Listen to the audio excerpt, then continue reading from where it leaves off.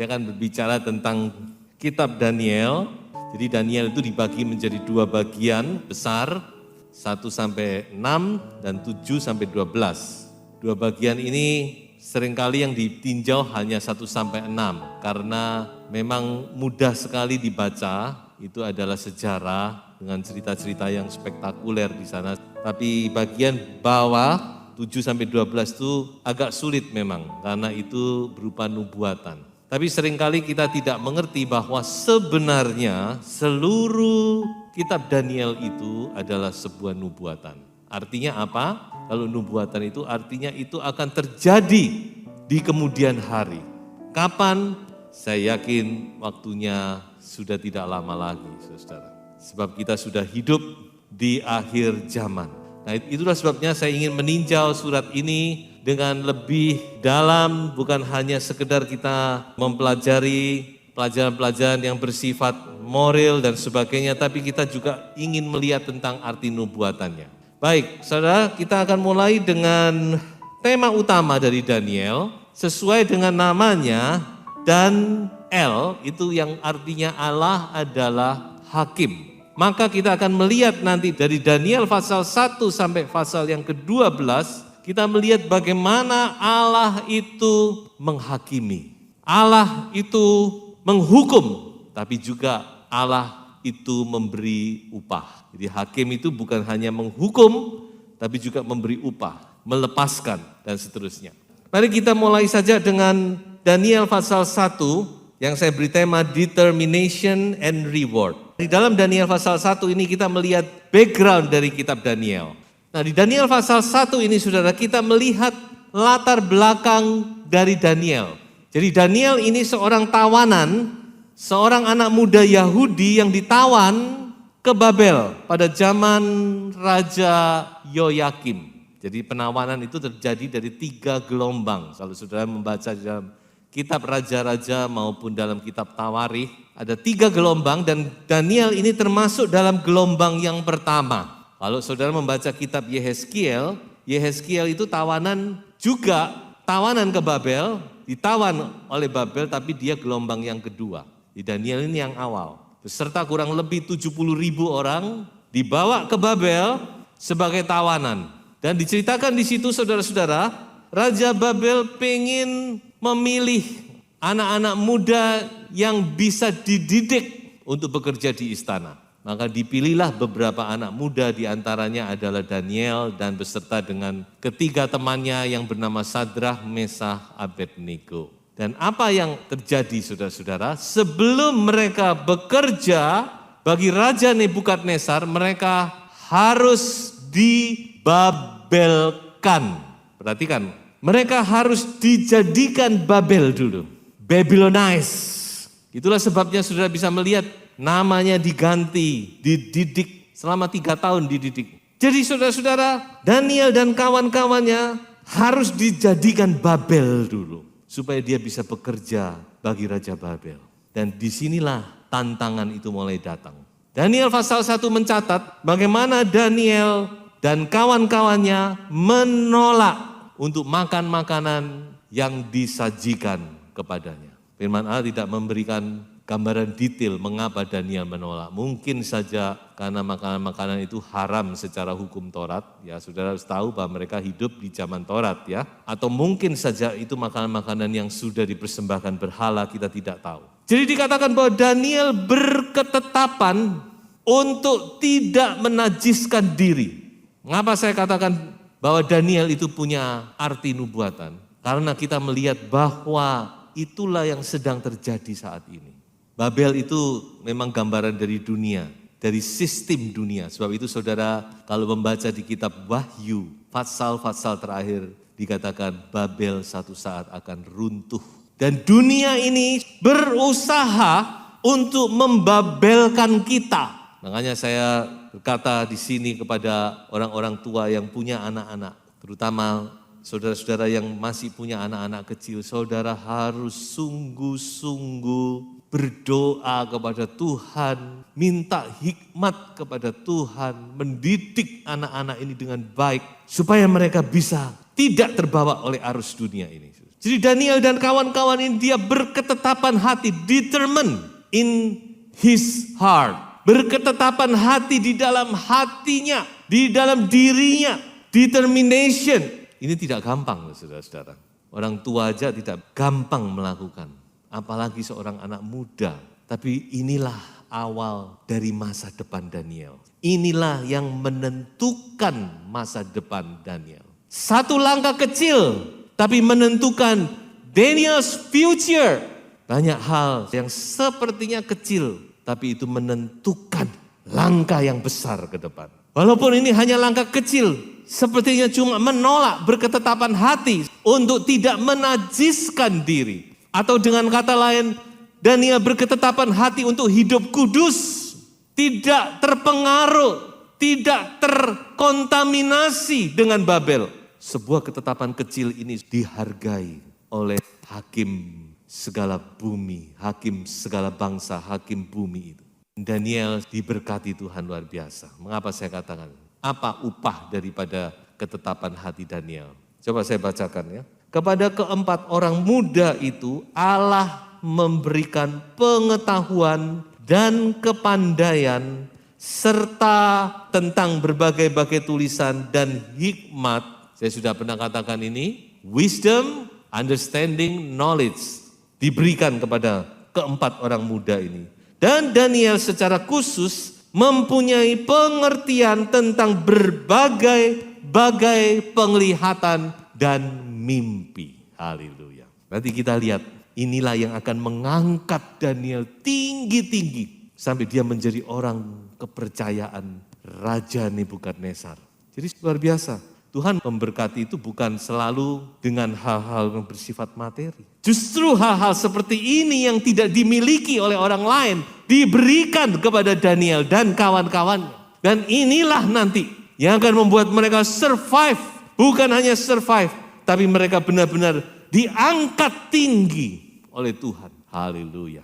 Walaupun mereka seorang Yahudi, keturunan Yahudi, tapi mereka bisa menduduki satu kedudukan yang sangat tinggi. Seperti Yusuf ya, kalau saudara ingat Yusuf, dia juga menjadi Perdana Menteri di Mesir. Sekarang kita lihat Daniel, dia menjadi orang yang penting di Mesir. Nah itulah sebabnya mari kita belajar dari seorang Daniel ini. Untuk punya ketetapan hati. Semua itu kalau saya renungkan, segala kesuksesan, saya boleh katakan hampir semua kesuksesan, itu berasal dari ketetapan hati. Coba saudara renungkan perkataan saya. Hampir semua kesuksesan itu berawal dari sebuah ketetapan hati. Aku akan begini. Makanya ketetapan hati ini, determination ini sepertinya sederhana tapi sangat penting. Apalagi dalam hal-hal yang rohani. Dan Tuhan pasti akan memberikan upah. Saya akan kunci saja pasal ini dengan sebuah ayat. Di dalam Mazmur 58 ayat 12 dikatakan sesungguhnya ada pahala, ada reward bagi orang benar. Sesungguhnya ada Allah yang memberi keadilan di bumi, apalagi di sorga. Haleluya, puji Tuhan. Saya akan bergeser kepada Daniel pasal yang kedua. Di dalam Daniel pasal 2 ini, kita melihat bagaimana seorang raja, penguasa yang luar biasa, negara adidaya saat itu, mendapatkan sebuah mimpi. Jadi ada satu saat di mana dikatakan Raja Nebukadnezar dia mendapat mimpi. Perhatikan bahwa Tuhan seringkali berbicara lewat mimpi. Kita juga jangan sembarang-sembarang terus mimpi apa dipikirkan ya. Kalau mimpi yang dari Tuhan itu pasti jelas. Firman Tuhan berkata, mengapa Tuhan bicara lewat mimpi? Karena seringkali kalau kita dalam keadaan sadar, kita tidak mendengar. Jadi saudara bisa baca di dalam Ayub 33 pasal 4 ayat 17. Dikatakan manusia ini seringkali tidak mendengar, justru waktu tidur mendengar.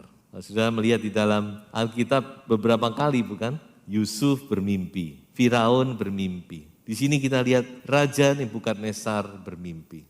Yusuf bermimpi. Yusuf suami Maria ya. Jadi kadang-kadang Tuhan itu bicara lewat mimpi. Karena itu betapa penting kita menjaga hati dan pikiran kita tetap jernih, tetap murni, tetap suci. Karena ini adalah sarana di mana Tuhan berbicara. Bahkan seringkali di dalam mimpi Tuhan bisa berbicara.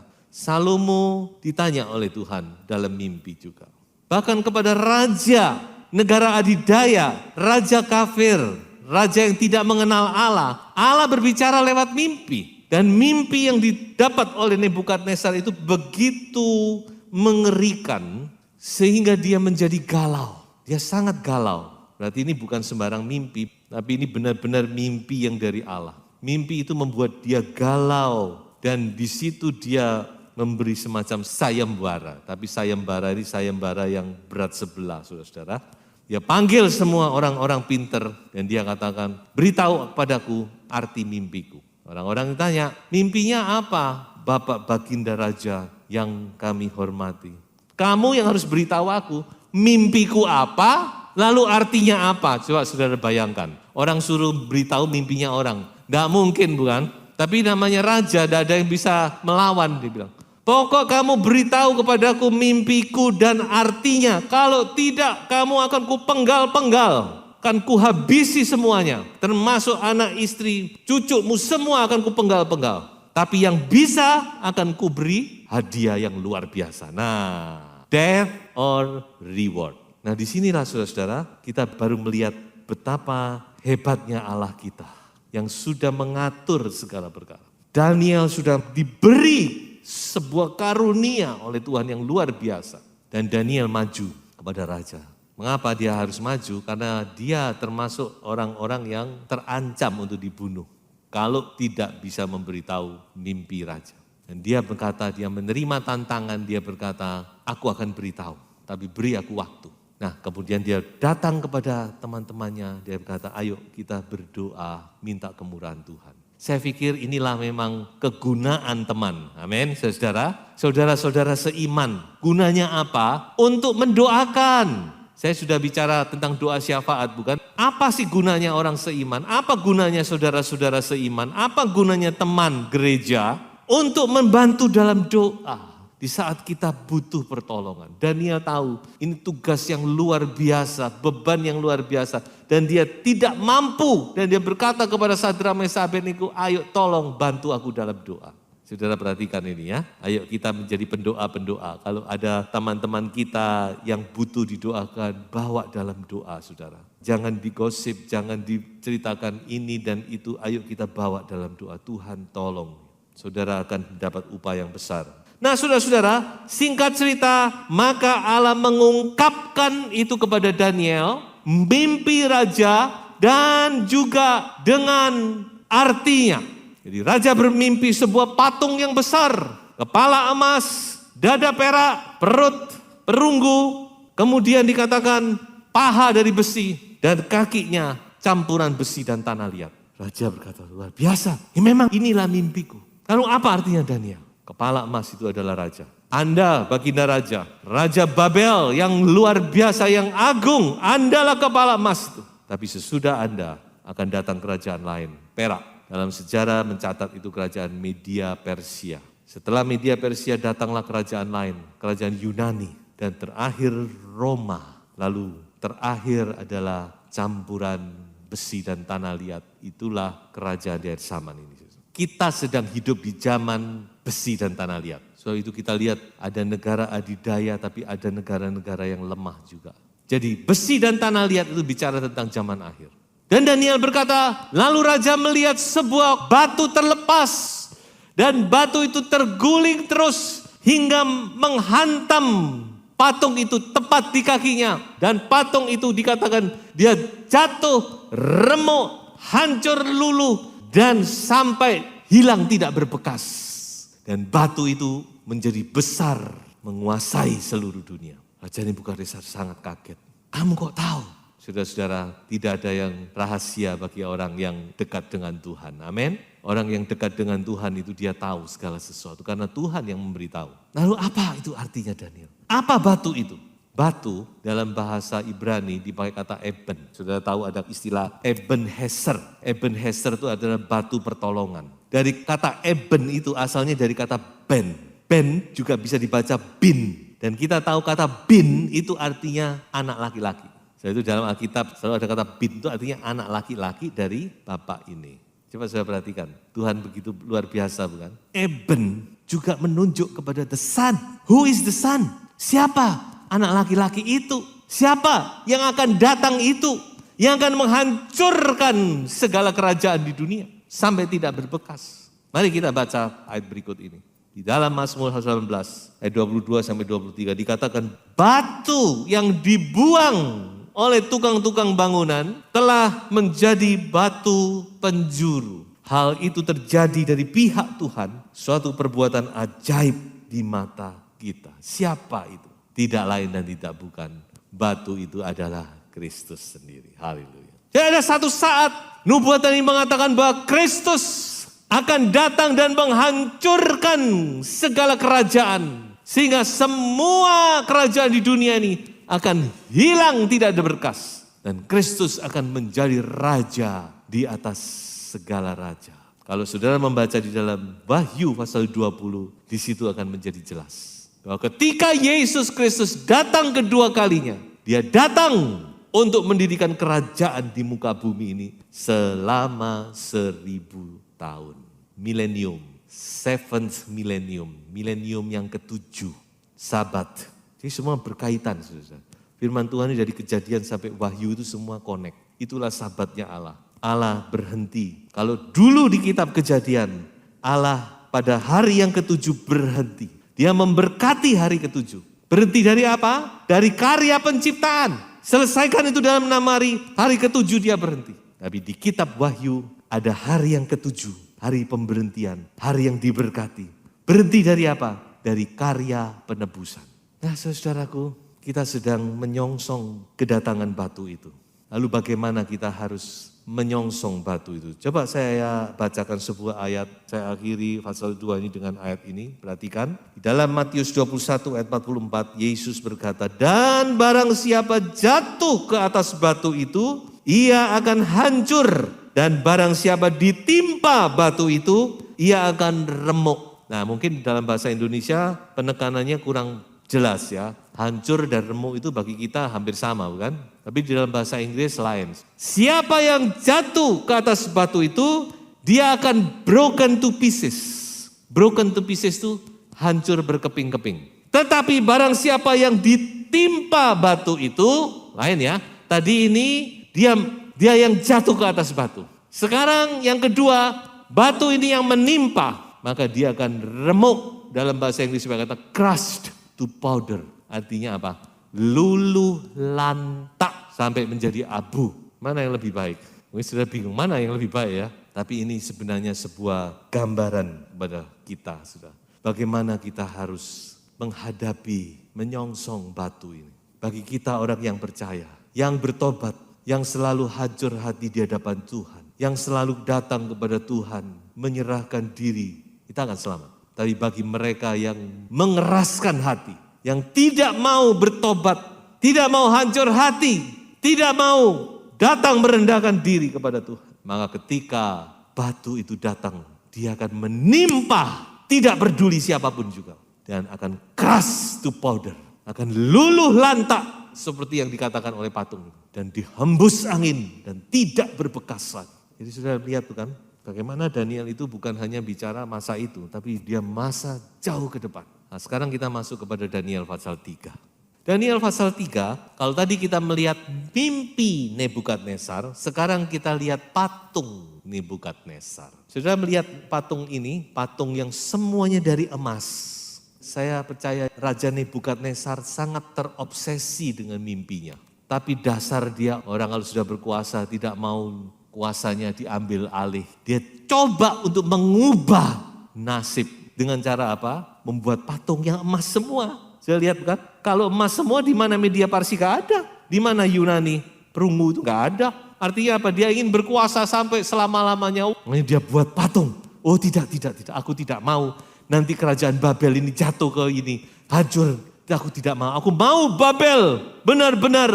Wah, raja yang berkuasa sampai selama-lama, itu Nebukadnezar. Dan dia mau semua orang menyembah dia. Sebab itu dia memberikan sebuah peraturan. Pada saat patung itu diresmikan, semua harus menyembah atau mati. Worship or die. Barang siapa yang tidak mau menyembah, tidak ada pilihan yang lain. Dia akan dibakar hidup-hidup.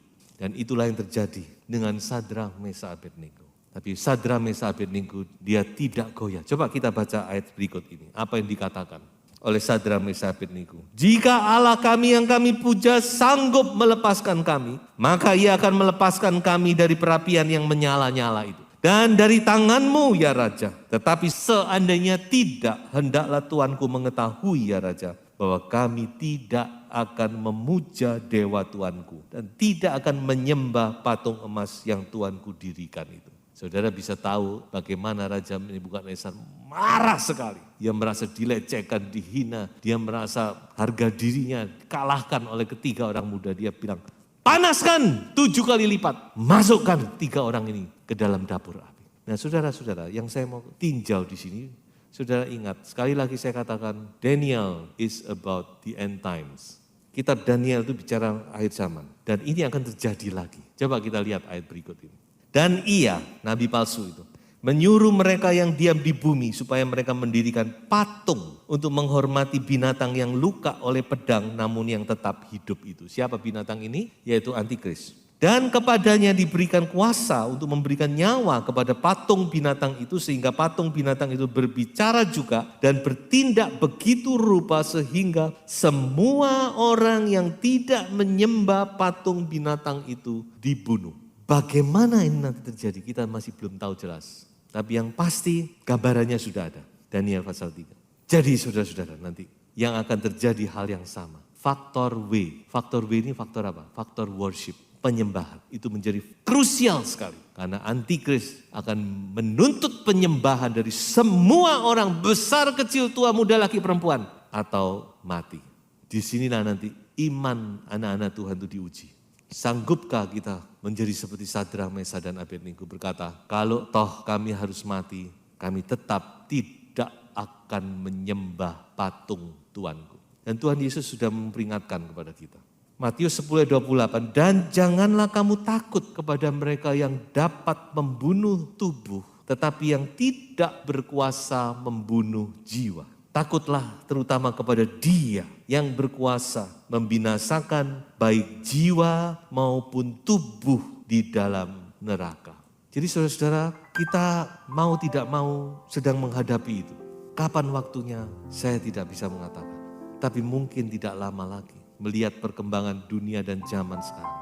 Sebab itu betapa kita harus punya iman yang teguh. Tidak goyah. Saya tahu hari-hari ini banyak anak-anak Tuhan menghadapi kesulitan yang luar biasa. Tapi segala kesulitan itu kalau dibandingkan dengan apa yang di depan sana, mungkin tidak ada apa-apanya.